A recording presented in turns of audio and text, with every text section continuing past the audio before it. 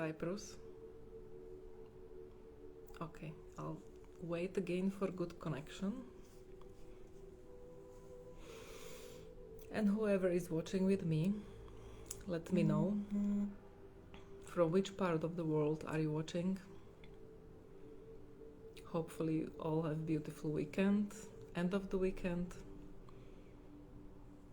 And I'll try to pass the message, which was kind of inspired intuitively, because as you know, we are on the soon to be new moon next week. New moon in Scorpio. For all those who are dealing with the astrology, you know that this is very transformational aspect or transit, or how you call it. And it seems like it's kind of challenging season for us. Challenging on any level of being. And from my point of view, I would emphasize transformation in the process of healing. So if we are talking about healing, I'm sure that everyone imagine or translate the healing maybe different ways, and for everyone healing means something else. If we are talking about healing, we should consider that we have status of illness, and the desired status is wellness. So from ill to be well. And of course everyone wants to become well, feel good, feel healthy, feel content emotionally, physically, mentally, and so and so. I got a challenge today. Actually, it was kind of like guess game on my profile. What is the difference between balance and harmony? Guess. Even if you watch from recording, you can write some comments or comment later. But try to guess what is the difference, balance or harmony.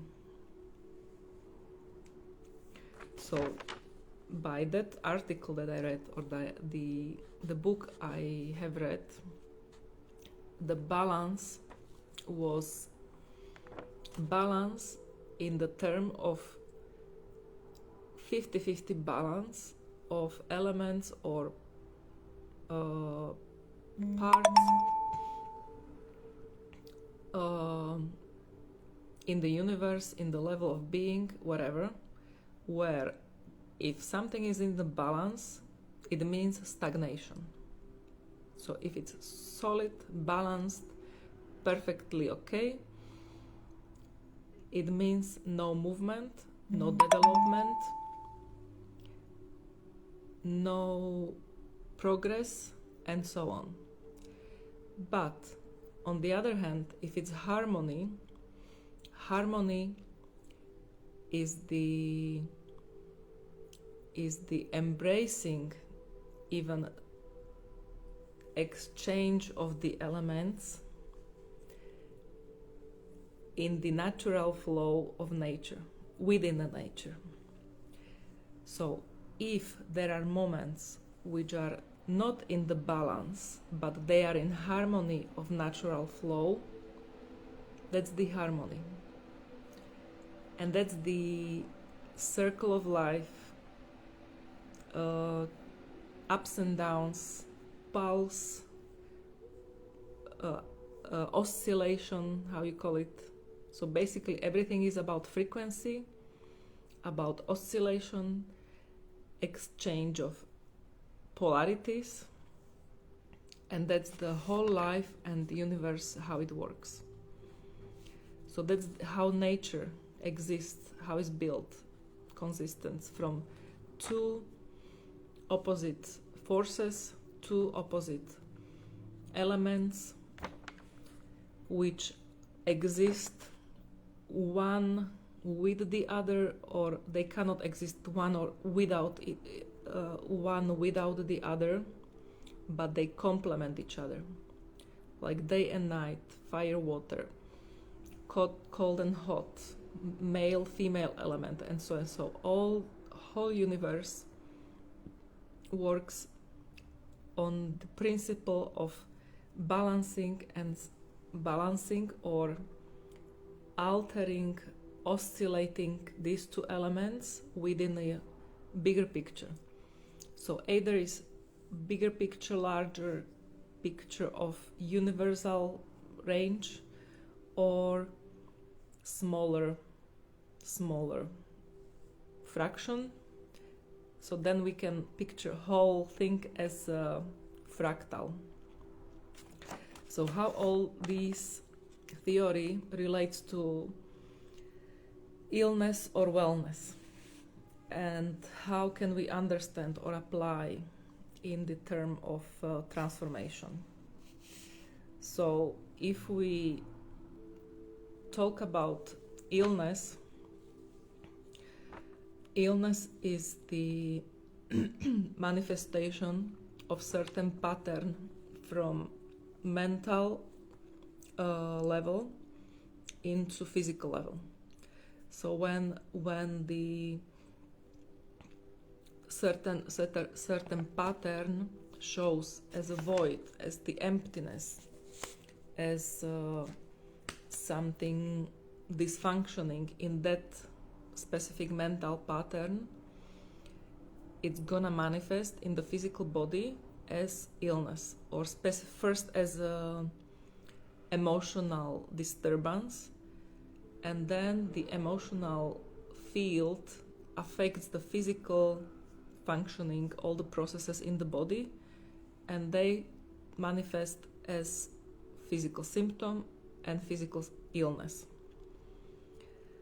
So there is a saying that there is a good thing or good news or bad news. So bad news is nothing lasts forever in good or bad thing or meaning, and good thing, nothing lasts forever. So even the status of illness is just temporary. When we look at from the larger point of view or perspective, if the illness or symptom happens, it's like warning finger, it's like warning sign for us as a being, to show us or to give us a sign that something goes wrong in the higher levels or mental levels. So at some point we have to comprehend or acknowledge that illness is just temporary situation or temporary status. Of course, if we take it into consideration, or if we take it as a warning and as a lesson, and we deal with it. And how we deal with it? How we deal with it as a challenge. If we take it as a challenge and we understand that this and this or specific symptom is supposed to guide us or tell us something, that's the way to improve or transform or get better, first on physical level, because there are so many modalities, therapies, techniques, practitioners or therapists who can help with the physical level, physical body treatment. Of course, there are many practitioners who can help on emotional and the psychological help or level. And of course, there are many practitioners, therapists, guides, coaches, mentors who can help in the mental or spiritual higher level of understanding. So when the transformation come into the count, of course each hard time or each difficult times that we encounter or what we experience during the life could be challenging, could be hard, and if we dare or if we are brave enough to ask for help, I'm sure that help will come. It's just when the person who asks for help, of course he or she can get help. I remember when I was doing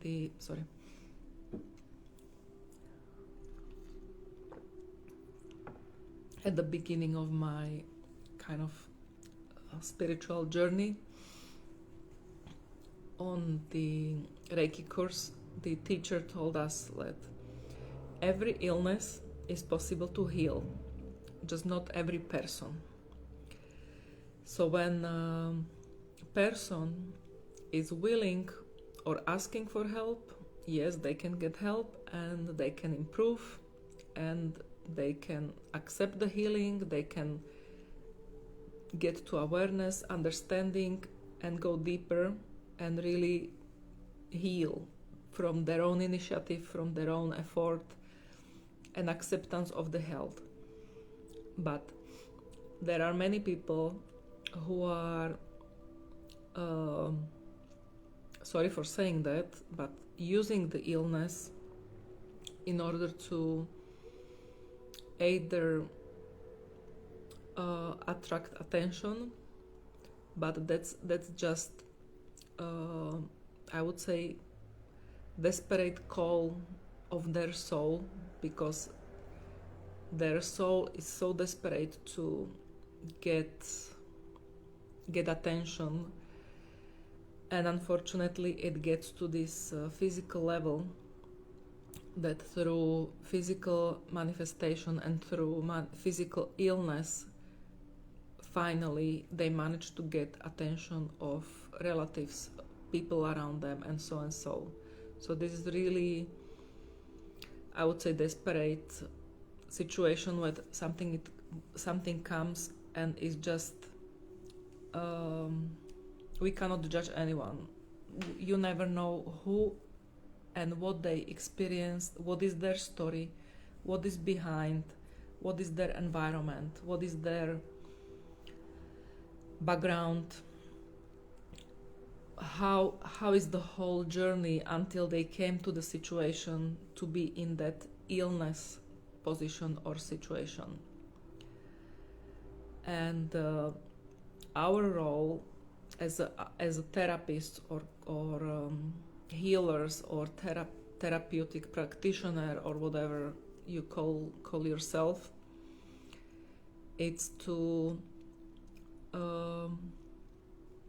listen, just to be empathetic enough to see the person not just as a patient or client. We should listen the story, listen their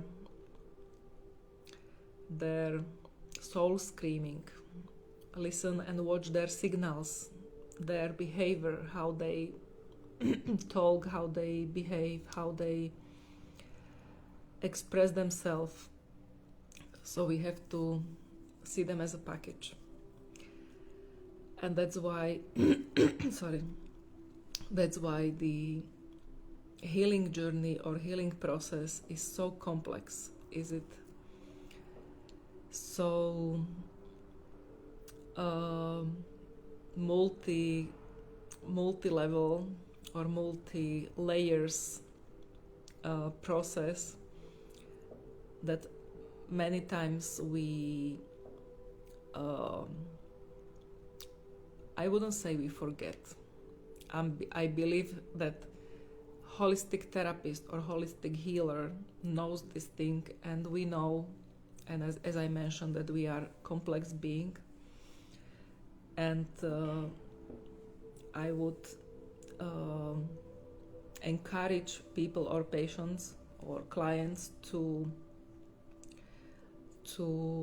maybe open up, or maybe this is the challenge for the transformation, to forget how was the old you, what was the old, and give a chance the new you to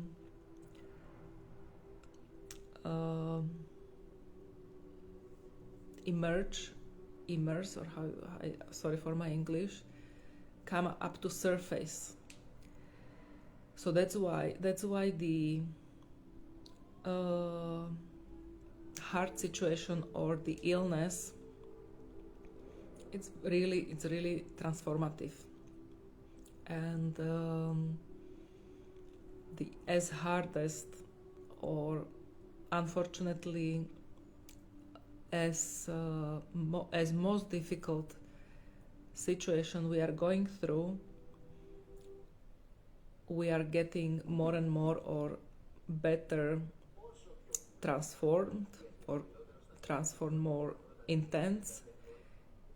It's like that saying that wine becomes wine because the grapes are crushed in the press, and diamond, it becomes diamond only because the carbon molecule, it's so compressed that from the typical or just simple carbon becomes the diamond.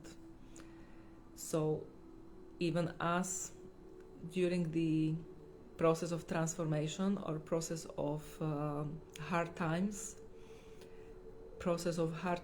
and under pressure, we become diamonds. So, and I don't know, maybe this today video will be short, because I would leave it on each of you to think about, or let the kind of freestyle you to think about that, what in this following few days up to the new moon, which will be next week, what can we really remove from our lives, what can be let go, get rid, remove, blah blah blah, and so, and what we dare to allow, or what we will allow to come to our lives in order to transform from within, from us. And I would inspire you with some challenge of seeing beauty, which was again the inspiration from the book, because seeing a beauty is the category of optimal harmony, optimal balance and harmony of universal parts, I would say. And beauty is not just superficial, surface, or very surface element. It's not just pretty face, pretty body, pretty thing. Pretty is pretty, but beauty is deep. Beauty, it's the structure, universal structure, is the optimal and best organized way of organization of particles, structures, elements, which creates larger parts that creates bigger, larger picture. It's like really like fractal, and that's the most harmonious and most organized way, which even Fibonacci mentioned in his golden ratio. There are numbers. Mathematicians, they have numbers. How can they describe a ratio of most beautiful face from different measurements? If you remember, if you can recall the Da Vinci's Vitruvian Man, all the measures of the man in the rectangular and round shape, everything is beautifully described, and the numbers, patterns, shapes, everything is described somehow, which another specialist can talk about, and I'm sure there are many of these, and you can find them online or whatever. And it's beautiful, because real beauty is the optimal organization based on universal principles, based on the most optimal and effective functioning. So when something is perfectly organized as a structure and perfectly functioning from the function, it has a high rate of organization as a structure. So that object or person or being, life being, life creature, is considered to be beauty or beautiful. Imagine flowers. Just flowers, simple flowers. If you tune your attention every day to something beautiful, you will start to recognize the most and these beautiful vibes and patterns and structures, higher frequencies, higher vibes, which when we tune consciously to something beautiful, it will reflect on the chemistry of our brain. Our brain will translate it to the functions of this body, and of course the body will translate, or it will function based on the harmonious or optimal order of the brain, which will lead eventually to the healing. So just observing and tuning every day to something beautiful can lead to simple way to our healing. And if you notice, our lips are like the indicator of the level of the energy. So when we manage to keep the lips at least in a neutral position, like normal, it should be like indicator that our energy level is at least okay. If we find ourselves like something like this, sorry, I just sneeze. We are like this, so the level of energy, it's down. On the other hand, if some people are like super, super excited, super exaggerating, and over, super extra, that is like over excitement, exaggerating excitement, which will lead to quickly to exhaustion. So don't exhaust yourself super woo either. Don't let your energy drop to depressed status. So neither or, non-extreme, it's good. Ideal and optimal is to keep the levels in good and optimal level. So simple homework or challenge for next days or next few days until the new moon. Observe something beautiful every day and try to keep your lips in normal level. And that would be enough for tonight, and I will see you in 2 weeks. Bye bye.